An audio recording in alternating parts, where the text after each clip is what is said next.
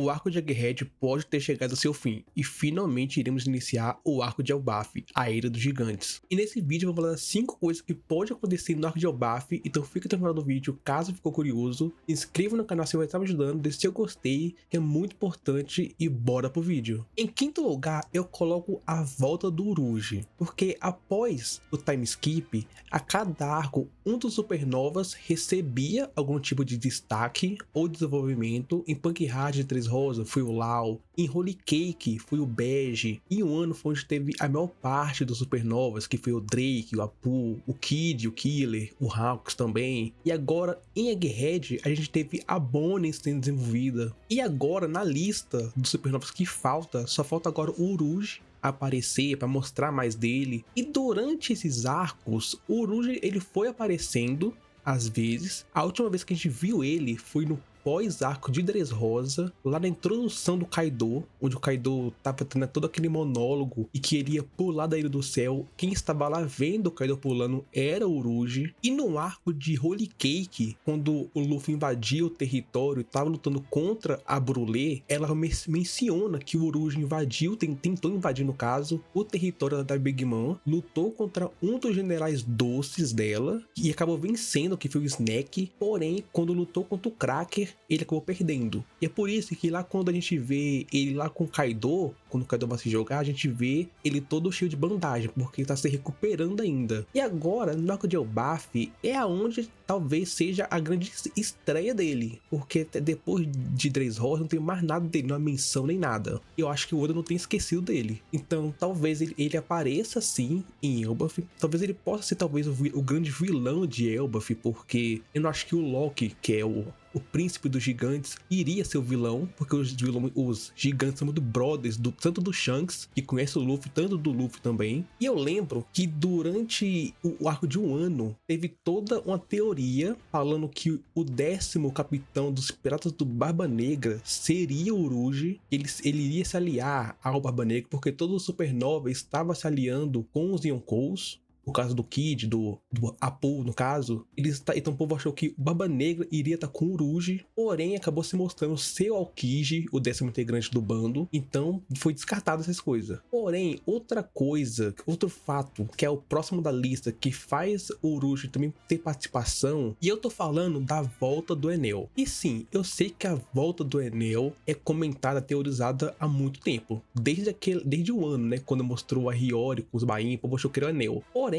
faz sentido o Enel voltar pra obra. E se não for em Elbaf, ele volta mais nunca. Pra mim, o arco final que o Enel deve voltar é agora em Elbaf. Primeiro que ele precisa voltar porque ele tem aquelas informações que ele encontrou na lua, aqueles desenhos do povo do céu, das asas, que tem aquele povo do céu na lua também, mostrou. É por isso que eu acho que ele talvez introduza junto com o Uruge, porque os dois devem ter alguma conexão, talvez. Além que o Enel talvez tenha escutado a transmissão do Vegapunk, e ele ouvindo aquilo possa ter feito sentido por conta das informações que estão na lua. Então, tipo, tem tudo para o Enel voltar para a Terra, lá para a obra em si. Mas também outra coisa que combina pro retorno do Enel é toda a temática de Elbaf, porque Elbaf, os gigantes no caso, pega muito da cultura nórdica. E os deuses nórdicos é quem? Thor. E quem combina muito com isso é o Enel, porque o Enel, ele praticamente é eletricidade,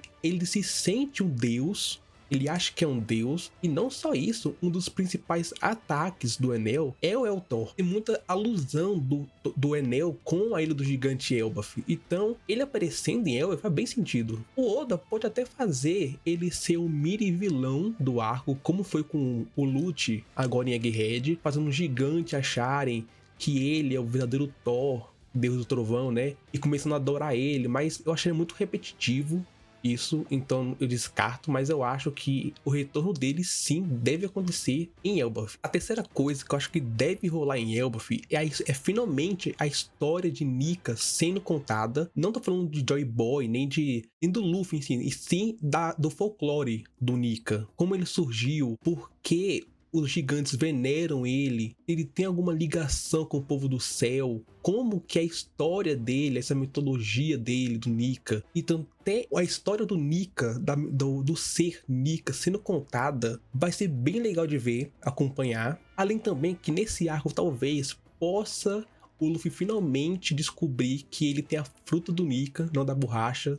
Tanto ele, não, o bando já sabe, né, que o Vegapunk falou, mas o Luffy descobrindo isso, a gente vendo mais da história dele, da propriedade de borracha, descobrindo mais deuses, sobre como, se tem mais deuses no mundo One Piece. Igual foi falado lá em Skypiea, que tem o Deus do Sol, o Deus da Terra. Além de por que só algumas pessoas sabem sobre Nika, como só os prisioneiros e também os bucaneiros, né? Mas as pessoas que mais estão conectadas são os gigantes. Então, tipo, ser apresentado todo o folclore de Nika, toda a história de Nika na Terra dos Gigantes seria bem legal e eu acredito que deve acontecer. Antes de falar da segunda coisa que deve acontecer em Elbaf, eu vou dar aqui uma menção honrosa sobre o retorno de Kid e Law com o Luffy em Elbaf. Eu não vou me aprofundar tanto sobre esse tema, por isso que eu deixei como menção honrosa, porque eu fiz um vídeo inteiro dedicado a isso, sobre o futuro do Kid e do Law após a sua derrota. Então é melhor deixar como menção honrosa para não ficar muito repetitivo. Então eu vou deixar esse vídeo aqui nos comentários, fixado na descrição.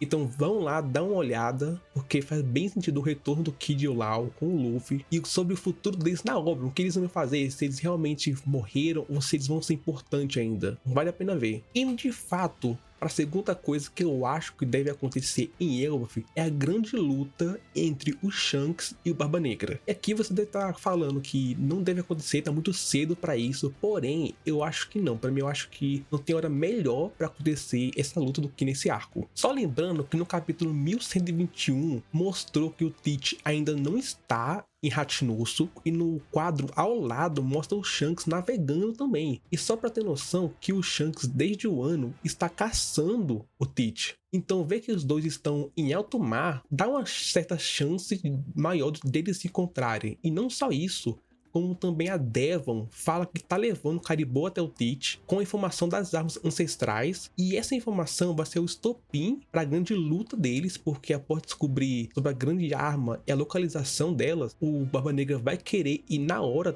até eles, e ele deve mandar alguém para a Ilha dos Tritões, enquanto ele deva ir até o Wano, já que o Wano deve ser mais perigoso do que ele dos Tritões, porque tem Yamato, tem os Bainhas, Momonosuke. Ele dos Tritões tem ninguém forte para defender, então ele pessoalmente deva ir até o Wano. E quando eu comecei a falar mais, eu estava muito empolgado com a história de capa da Yamato, é porque eu acho que, como aconteceu lá na história de capa do Germa, que mostrou a Purin sendo sequestrada, aqui na do Yamato deva mostrar algo que influencie toda a obra. Talvez acabe com o Barba Negra chegando em um ano a história de capa. E para mim, a única pessoa que pode talvez impedir o Barba Negra de pegar Pluton seria o Shanks, porque em um ano ninguém venceria o Barba Negra, óbvio isso. E também eu espero que, caso aconteça, o Oda não exclua, não deixe em off essa luta. Ele tem que mostrar, essa tem que ser a única luta. Eu espero a única luta que o Oda mostre tudo, pelo menos 90% dela, 80 a 90%.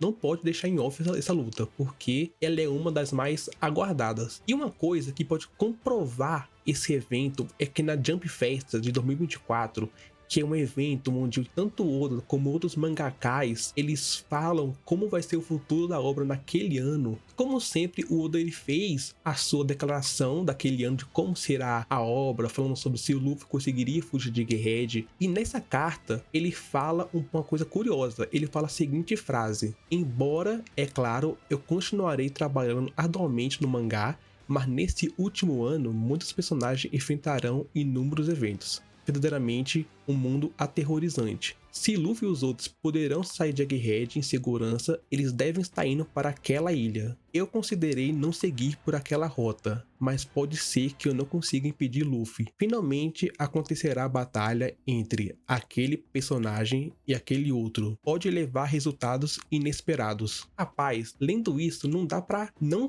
pensar em Shanks versus Barba Negra. Primeiro que ele fala que Luffy tá indo para aquela ilha, que seria o Bafo, porque ele é decidido que ele tentou não seguir essa rota, porque ele colocou o Kid nessa rota, enquanto o Luffy foi pra rota de Egghead, mas inevitavelmente o Luffy foi para aquela ilha que seria Elbaf e falou que aquele personagem irá lutar finalmente contra aquele outro personagem. Quando o Oda ele empatiza esses personagens misteriosos, o que você pensa? Bem, tem duas opções. Primeiro eu penso no Zoro vs Mihawk, né, que é um grande evento que deve acontecer, porém esse realmente está muito cedo para acontecer, Zoro vs Mihawk. Porém, o próximo que venha na mente é Shanks vs Barba Negra. Então, acredito fielmente que deve rolar em Elbaf essa grande luta. E a primeira coisa que eu acho que deve rolar em Elbaf é um novo time skip. E por que eu acho isso? Bem, os grandes personagens, os personagens fortões, estão agora se movendo para ir atrás do One Piece por conta dessa declaração do Vegapunk.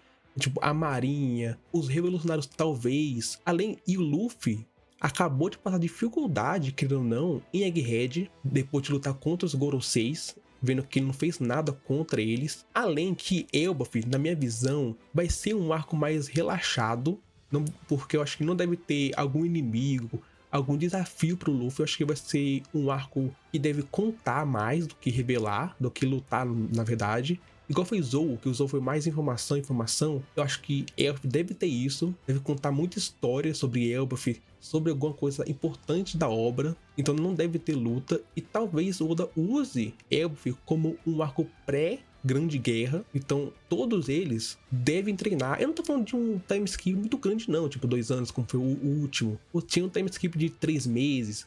Um time skip de 6 meses, com eles vendo que não estão fortes o suficiente para encarar agora a elite dos personagens, eles vendo que eles têm que treinar mais para isso. Pô, a gente precisa que o Soap desenvolva seu hack da observação, porque a gente viu ele usando lá em Dressrosa e depois disso foi esquecido.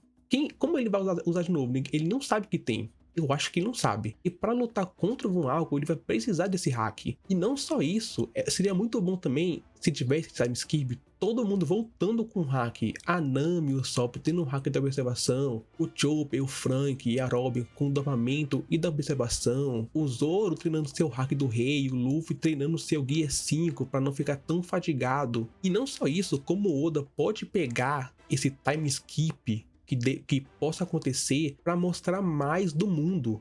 Como ele fez agora em Egghead, que ficou 10 capítulos mostrando nada do Chapéu de Palha, nada de Egghead, e mostrando mais acontecimentos, como foi no Garp contra o Aokiji, Lau contra o Barba Negra. Ele pode fazer essa mesma vibe. Ele pode mostrar mais do mundo e o que tá acontecendo durante esses meses que tá tendo esse tempo de time skip.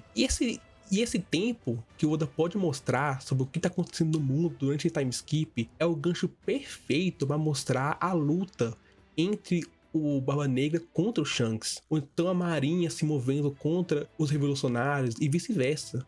Rapaz, se o Oda souber, Elbaf pode ser um dos melhores arcos de One Piece facilmente. Mas e vocês, o que acham que vai acontecer em Elbaf? Comenta aqui embaixo. Mas o vídeo vai ficando por aqui. Não esqueça de saber se eu gostei, que é muito importante, se inscrever no canal se vai estar me ajudando e ativar o sininho para não perder os próximos vídeos. Obrigado e até a próxima.